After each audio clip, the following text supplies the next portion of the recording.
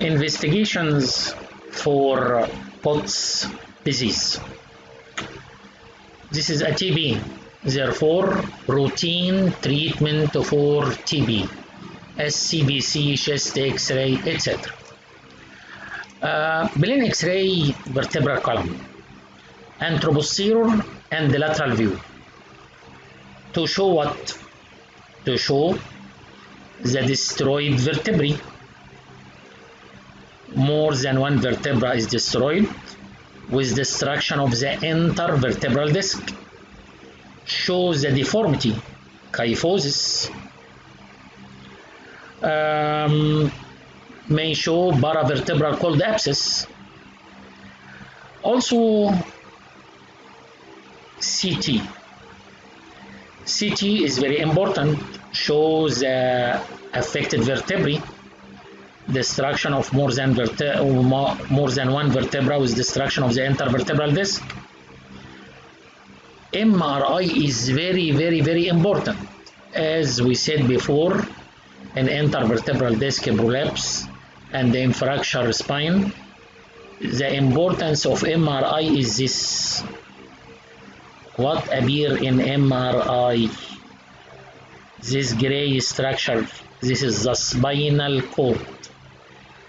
And more than one vertebra is destroyed with destruction of the intervertebral disc with cord compression.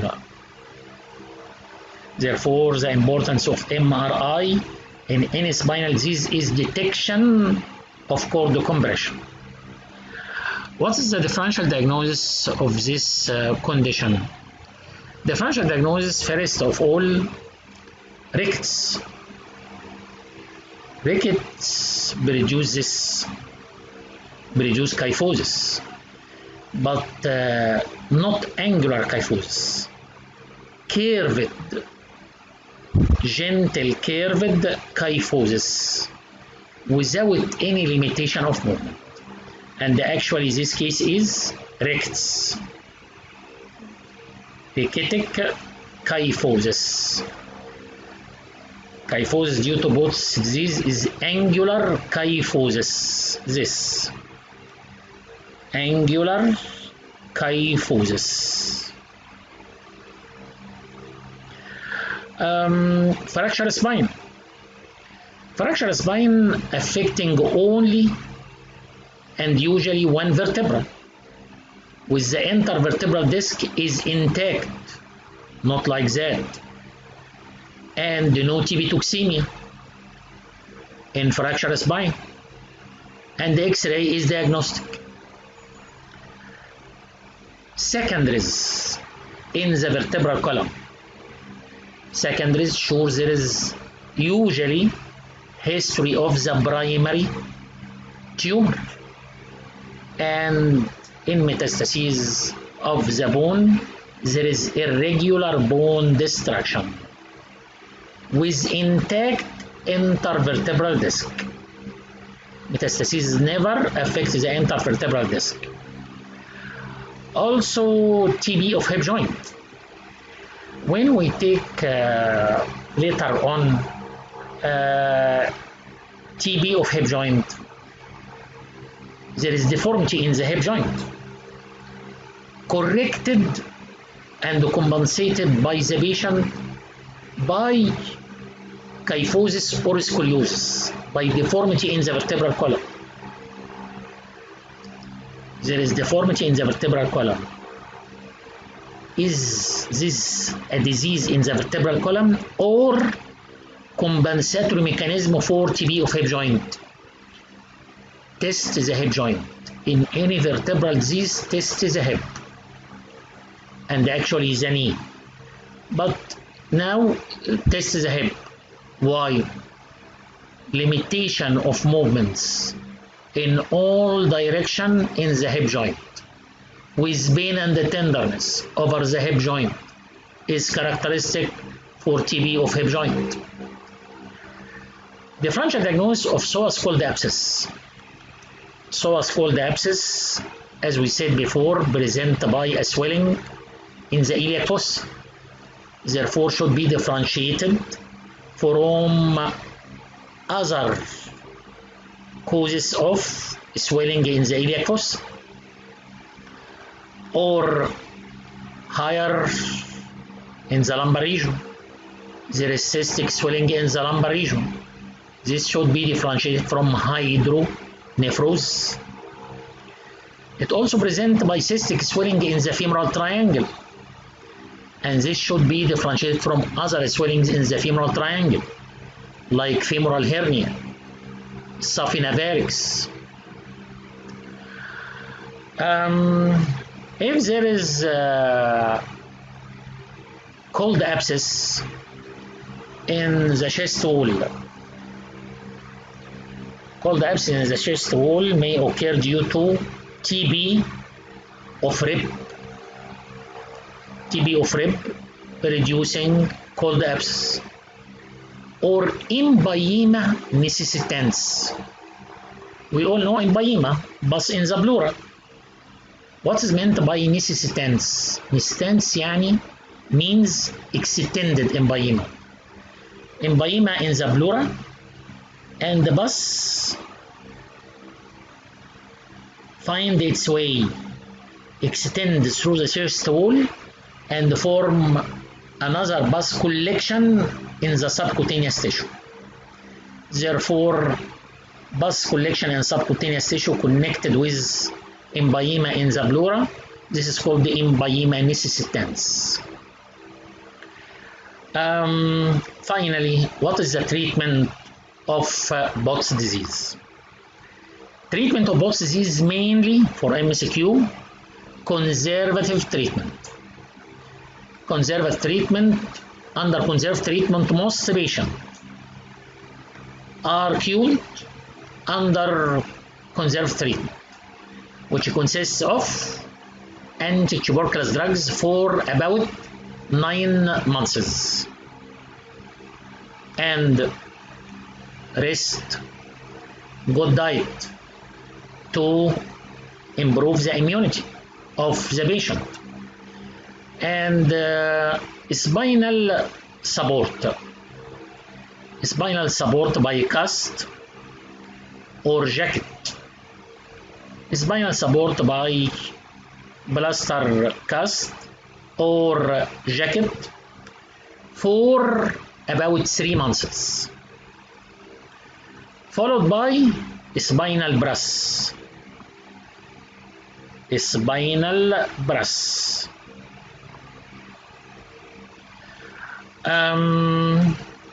Surgical treatment.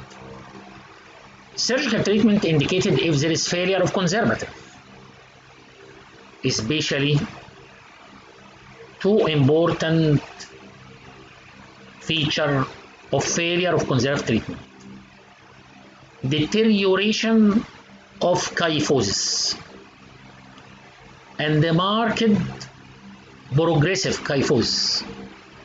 This is indication for surgery to correct the deformity. The most important is Pott's paraplegia. Paraplegia with Pott's disease. No improvement of paraplegia for 4 weeks, and deterioration of neurological manifestations. This indication for decompression of the spinal cord to avoid permanent paraplegia. What is your aim? As we said, correction of deformity is very, very important. Decompression of the spinal cord and evacuation, drainage of any cold abscess. Evacuation of any cold abscess, as paravertebral cold abscess.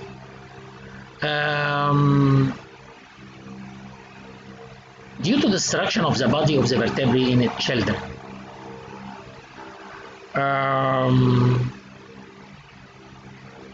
this vertebral column is stable, unstable. Therefore, the operation needed to solid spinal fusion of the vertebrae together, so that the vertebral column becomes stable, not liable for dislocation or sudden injury of the spinal cord in this case. Therefore, evacuation of cold abscess, excision of diseased tissue, decompression of the spinal cord, correction of deformity, achievement of solid spinal fusion with stable vertebrae, and the operation usually followed by early rehabilitation and the early restoration of function. What is the method of surgery?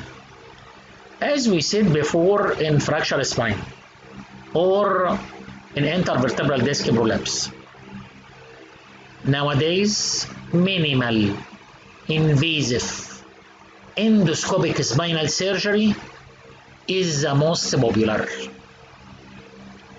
Rarely or less commonly, open surgery is done nowadays.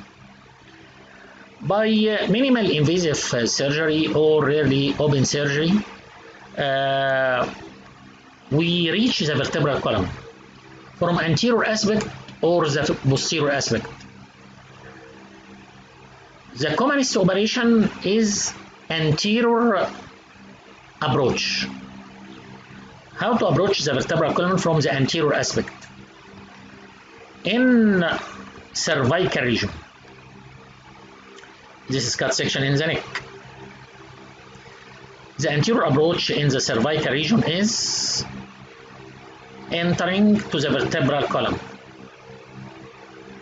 through this approach with sternomastoid and the carotid sheath laterally, and all this structure medially. What is this structure? Thyroid, trachea, esophagus medially. We enter between this structure laterally and these structures medially to reach the prevertebral fascia and the prevertebral muscles and the vertebral column. In case of thoracic vertebrae, approach is thoracotomy. Incision in the intercostal space, enter and dissect to the vertebral column. In the lumbar region, anterior approach is wide incision, anterolateral anterior abdominal incision, and retroperitoneal dissection to reach the vertebral column. This is called anterior approach in the cervical region, thoracic region, or abdominal and lumbar region. Or there is posterior approach. Posterior approach, incision in the back and enter the vertebral column through the posterior aspect.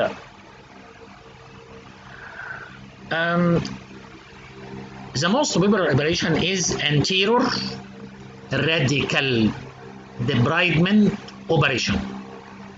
Through an anterior approach,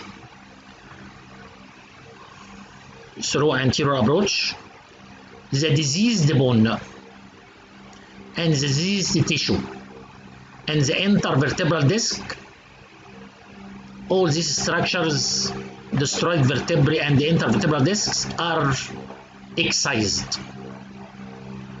There is defect after removal of the vertebrae and the disc.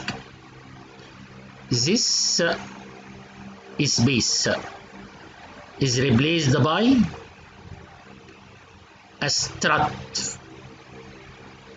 of iliac bone graft. What is a strut? Iliac bone graft. A strut iliac bone graft is this mass, excision of a mass of iliac bone to be replaced here in this defect and this is the mass from iliac bone called strut iliac bone graft. Strut means large mass. Or if there is no large mass, we can put in this defect a titanium mesh. This mesh, which is filled by bone grafts, small bone grafts inside this mesh.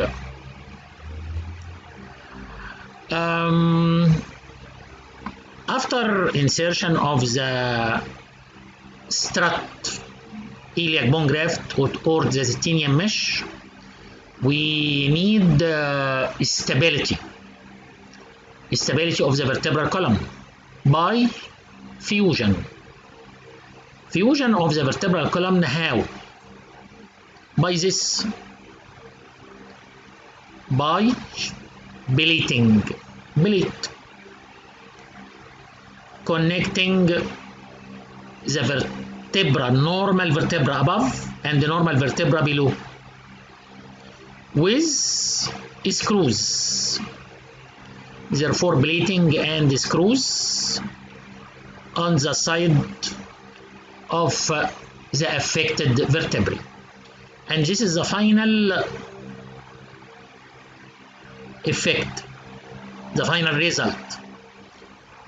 Normal vertebra above and the normal vertebra below fused together by this belate and screw, and the defect here is filled from the bone graft by a mass of bone, and this mass of bone is fused above with the normal vertebra above and fused below with the normal vertebra below, leading to solid fusion of these vertebrae, the best stability of vertebral column. Or we can fuse the vertebrae by this. What is this? By posterior screws introduced in the pedicle. This is the pedicle. The pedicle is the junction between the body of the vertebra anterior and the posterior arch of the vertebra posterior. This is the pedicle. We put screws in the pedicle, and the screws are connected by a rod. This is called posterior pedicle screws and rods to fuse the normal vertebra above, normal vertebra below. In this operation, the intervertebral disc is replaced by artificial intervertebral disc. Okay, therefore, through anterior approach or posterior approach, the same principle, excision of diseased tissues, excision of diseased vertebrae and the intervertebral disc with drainage of any necrotic tissue. Therefore, this is called debridement, radical debridement, cleaning this dirty area with, after removal of all these tissues, replacement in this gap, a strut of iliac graft or mesh, titanium mesh, full of bone graft, and then finally fusion, spinal fusion by anterior plating and screws or posterior pedicle screw with rods.